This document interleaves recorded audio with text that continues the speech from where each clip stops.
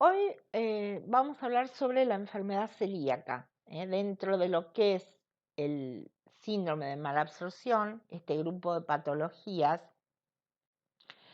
Nos vamos a referir y vamos a hablar en detalle de una de las patologías que ustedes van a encontrar en el laboratorio, que es una patología que cada vez tiene más prevalencia, cada vez se diagnostican más celíacos.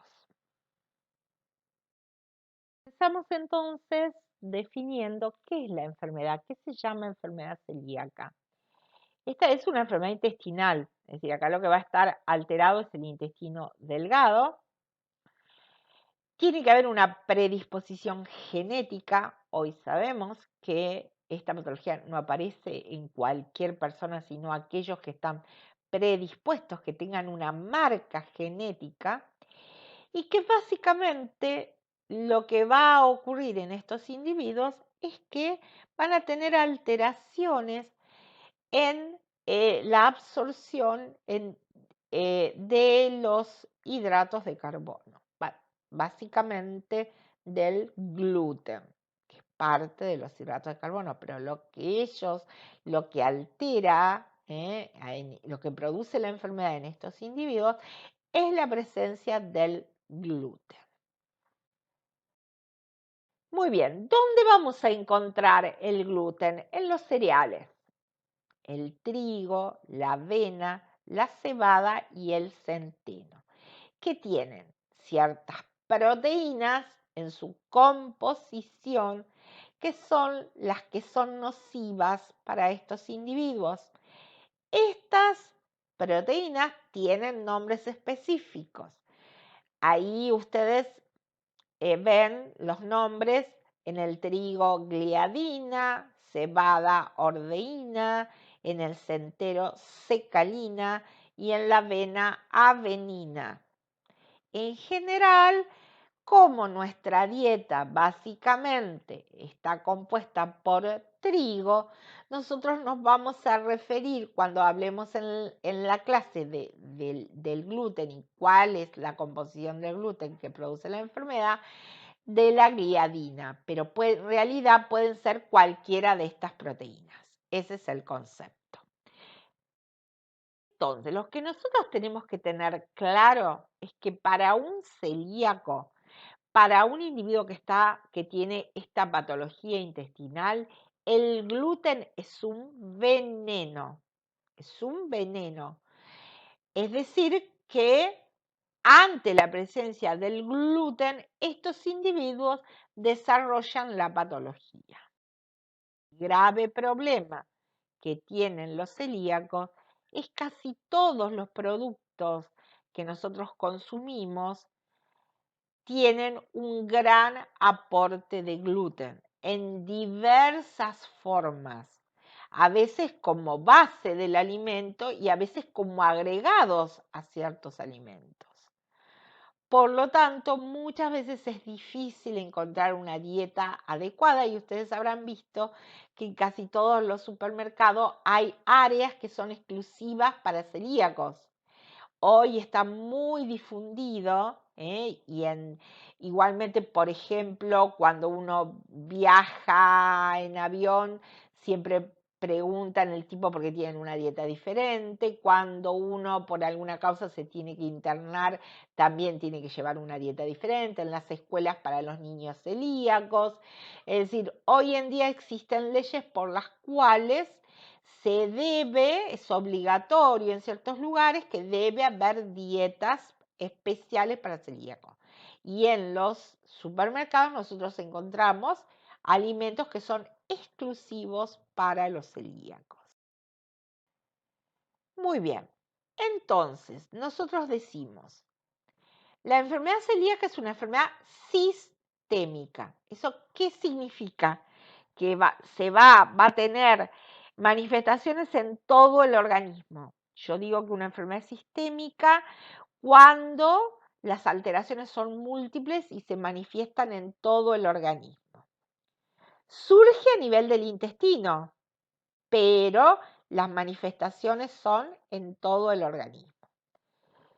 Está mediada inmunológicamente, Es considerada una enfermedad inmune.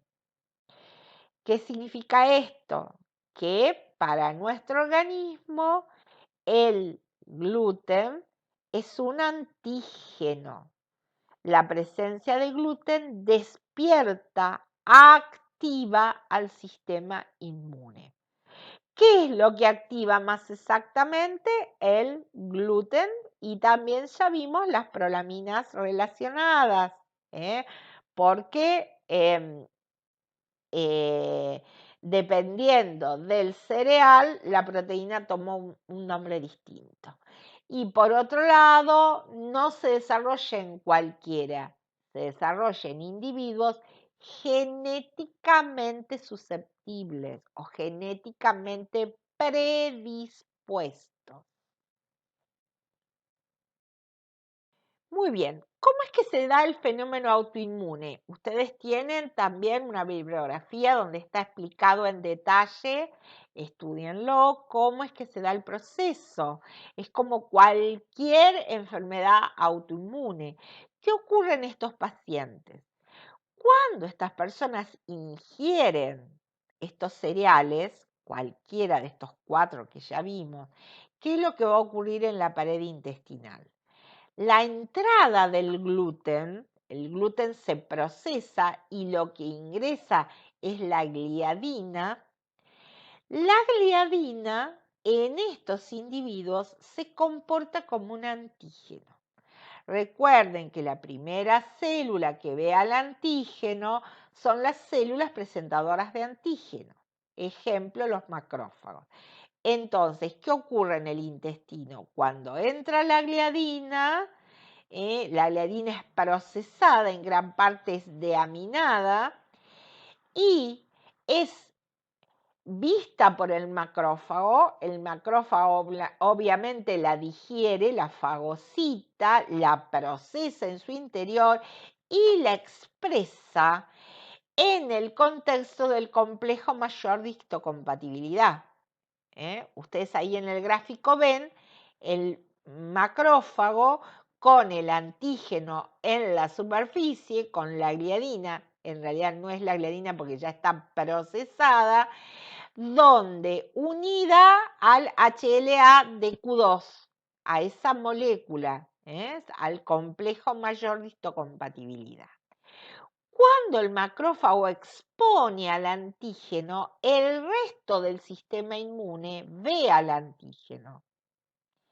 Y acá ustedes ven cómo se produce el fenómeno autoinmune.